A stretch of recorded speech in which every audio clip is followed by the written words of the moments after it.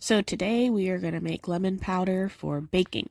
I just have a normal cheese grater and I'm going to rub the lemon on the smallest side. You just want to make sure you don't go too deep into that rind and get any of the white part because that tastes kind of bitter.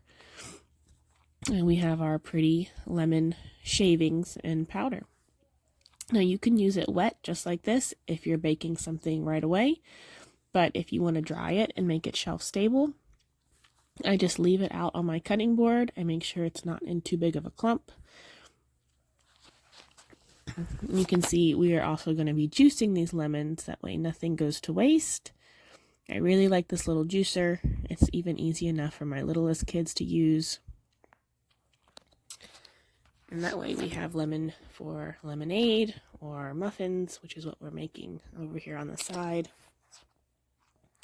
This is something he really likes doing. Now I'm going to leave this on my cutting board over on a table out of the way. I'm just going to make sure it's spread out and not too clumped up. And I will just leave it here to let it dry. And it'll dry out just fine. You don't need to dehydrate it.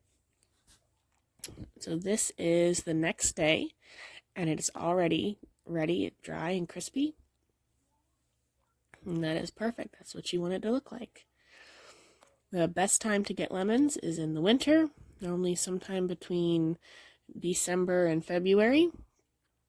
We are in South Carolina, so we could get ours from Florida or Georgia, but they tend to be a little more expensive, even when you're buying by the bushel, so we end up getting them from California.